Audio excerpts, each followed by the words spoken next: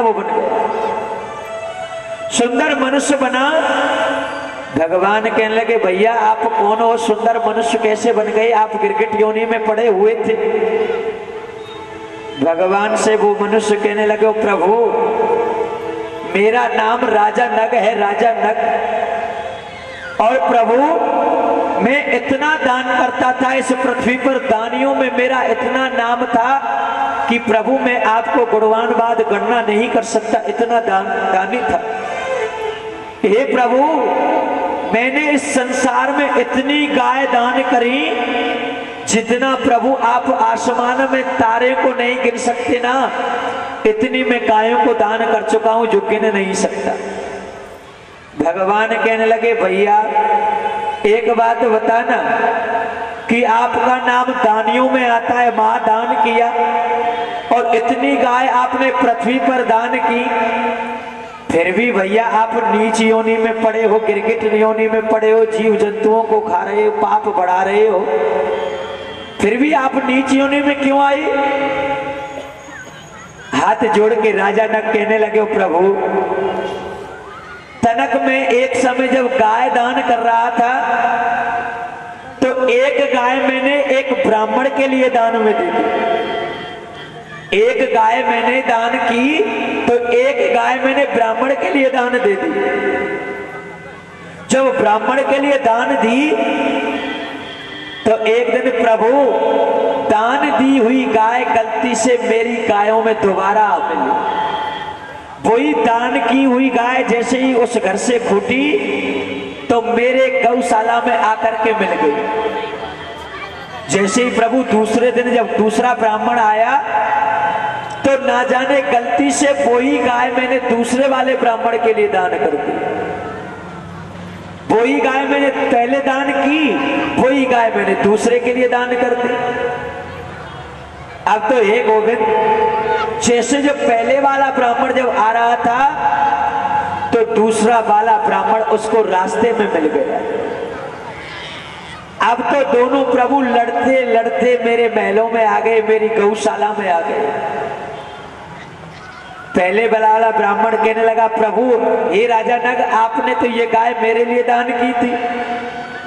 दूसरा वाला ब्राह्मण कहता है कि ये गाय मेरे लिए दान दी थी। राजा नग कहने लगे प्रभु आप लड़िए मत ब्राह्मण देवता, आप एक गाय के बदले में 10 गाय और ले जा रही है, लेकिन लड़िए मत। लेकिन प्रभु किसी दोनों ब्राह्मणों में से किसी को तसल्ली नहीं थी, शांति नहीं थी। तब तक जैसे ही प्रभु जब मेरा अंत हुआ और मैं भगवान के पास गया तो प्रभु ने मेरा बड़ा स्वागत किया, सम्मान किया कि आइए राजा नाग आपका बड़ा स्वागत है, सम्मान है। जब सम्मान का नाम लिया तो भगवान से राजा नग कहने लगे प्रभु आप मेरा सम्मान मत करिए। कि राजा नग आपका सम्मान क्यों नहीं, आइए आपका नाम तो बड़े दानियों में आता है। अरे आपने इतना दान किया, इतना दान किया कि राजा नाग मैं भी तुम्हारे दान को नहीं गिन सकता हूं। जब दान को गिनने का नाम लिया तो भगवान कह रहे कि राजा नग तनक एक बात बताइए कि आप पहले पाप भोगोगे कि पुण्य। कि राजा नग पहले ये सुनिए कि भैया जो तुम्हारा पुण्य है ना वो पुण्य इतना है कि मैं स्वयं आपको गुणगानवाद करके नहीं सुना सकता। इस पृथ्वी पर राजा नग तुम्हारा पुण्य बढ़ता ही चला गया, बहुत बड़ा है पुण्य। लेकिन राजा नग तुम्हारा जो पाप है वो सूक्ष्म है, छोटा है। पहले आप पाप भोगना चाहते हो कि पुण्य। राजा नग ने मन में विचार किया अरे पुण्य ज्यादा है, पाप थोड़ा है। अगर पहले हम पाप भोग लेते हैं तो उसके बाद सारे जीवन पुण्य भोगते रहेंगे।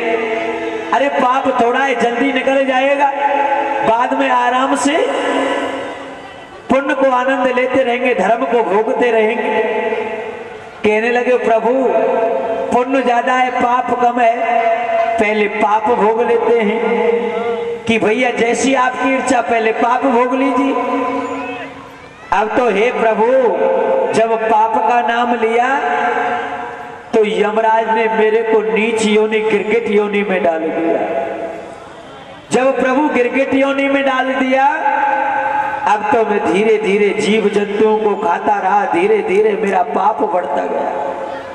हे प्रभु पाप मेरा इतना बढ़ता चला गया कि अब तो मेरा पाप ही कम नहीं हो रहा था। हे प्रभु आज मैं तुम्हारे जीवन का, तुम्हारे रूप का दर्शन करके प्रभु आज मेरे जीवन का कल्याण हो चुका है। इसलिए हे गोविंद आज आपके दर्शन से मेरा उद्धार हो चुका है। भगवान कहने लगे भैया इसमें मेरा क्या है, आपने पहले पाप मांगा, पाप को आपने पाप धीरे धीरे बढ़ता गया, जीव जंतुओं को खाते रहे। इसलिए मेरे भक्तों इस संसार में कुछ नहीं रखा है, अभिमान नहीं करना चाहिए। अरे जब आप 1000 पुण्य करोगे, एक पाप कर दिया ना तो कुछ नहीं है। मेरे भक्तों इस संसार में आप किसी की भलाई नहीं कर सकते हो तो बुराई भी नहीं करनी चाहिए, और बुराई भी नहीं करते हो तो भलाई भी नहीं करनी चाहिए। इस संसार में कुछ नहीं रखा है। मेरा आपकी कृपा से जय हो, मेरा आपकी कृपा से सब काम हो रहा है। जय हो, मेरा आपकी कृपा से सब काम हो रहा है। मेरा आपकी कृपा से सब काम हो रहा है। आपकी कृपा से सब काम हो रहा है। मेरा आपकी कृपा से सब काम हो रहा है।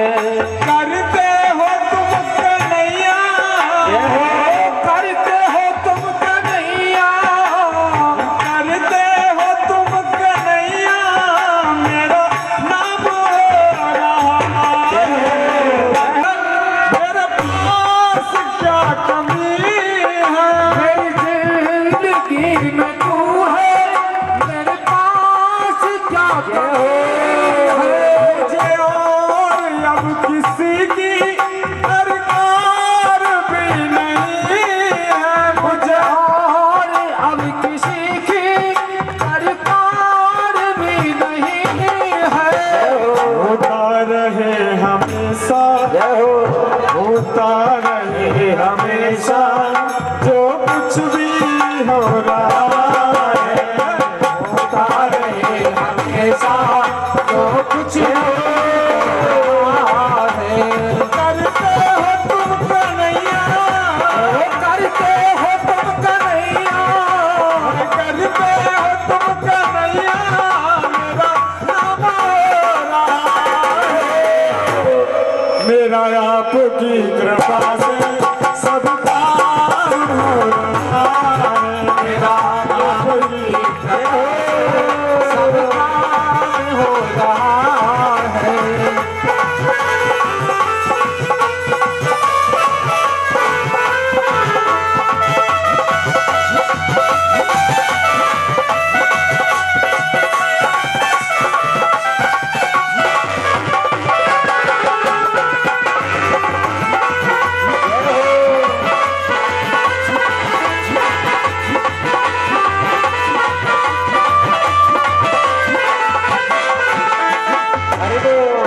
अरे करता नहीं मैं कुछ भी, हर काम हो रहा है। करता नहीं मैं कुछ भी, हर काम हो रहा है। कान्हा तेरी बदौलत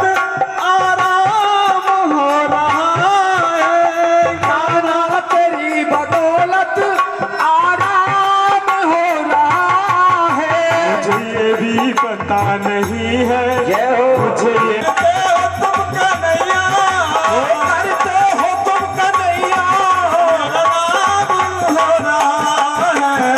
जय हो। मेरा आपकी कृपा से सबका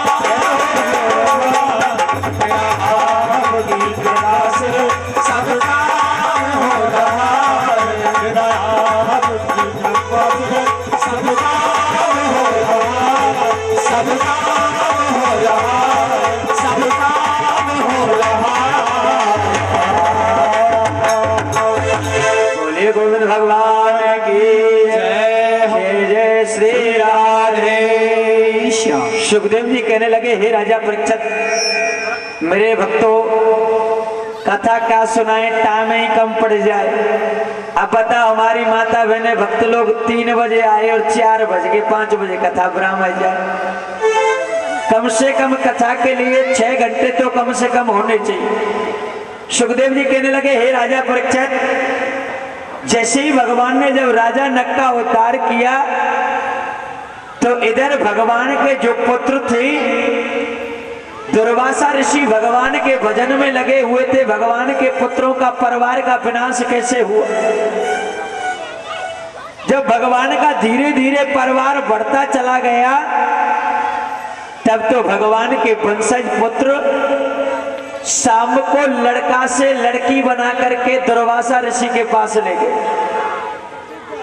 शाम को लड़का से लड़की बना करके दुर्वासा ऋषि के पास ले गए।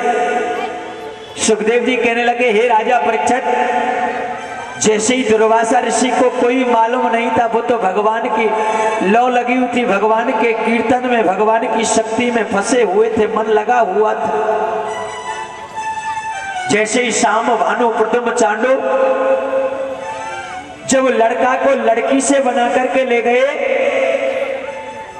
तो एकदम से भगवान के पुत्र कहने लगे, बाबा तनक आप परमात्मा का भजन कर रहे हो कि झूठा ही बहाना बना रहे हो? अगर बाबा आप भगवान की भक्ति कर रहे हो तो ये बताओ कि इस लड़की के गर्भ से क्या होगा? दुर्वासा ऋषि कहने लगे, कोई बात ना है, भगवान के वंशज हैं, भगवान के पुत्र हैं, मजाक कर रहे हैं, चले जाएंगे, कोई बात नहीं है, खेल रहे हैं। लेकिन बारी बारी से कहने लगे, बाबा आप तो ऐसा लगे कि वैसी ढोंग कर रहे हैं, परमात्मा का भजन नहीं कर रहे हैं। अगर भजन कर रहे हैं, शक्ति है, तो बाबा ये बता कि इस लड़की के गर्भ से क्या होगा? अब तो एकदम से दुर्वासा ऋषि को क्रोध आ गया। कहने लगा, हे यादव वंशी यदुवंशियों, मैं आपके लिए श्राप देता हूं कि इस लड़की के गर्भ से एक लोहे का मूसल उत्पन्न होगा और उससे सारे यदुवंशियों का विनाश हो जाएगा, समाप्त हो जाओ। जब ऐसा नाम लिया तब तो शाम के पेट से एक लोहे का मूसल उत्पन्न हो गया, क्योंकि उसके पेट से कपड़े इकट्ठे किए और गोला सा बना करके ले गए तो उनका एक लोहे का मूसल बन गया। अब तो जैसे ही लोहे मूसल को लेकर के भगवान के पास गए, कहने लगे, बाबा ये क्या हो गया?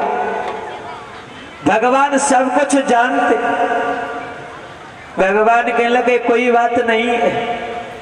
भगवान अपने 56 करोड़ यदुवंशियों को यमुना नदी के किनारे ले गए। जैसे ही यमुना नदी के किनारे जब उस मूसल को घुसने लगे, लोहे यंत्र को घिसने लगे, तब तो उसको घिस घिस करके यमुना में बहाने लगे। तो जैसे ही यंत्र को घिस के यमुना में बहाने लगे तो उसका क्या बन गया? आज भी प्रसिद्ध है वो कील।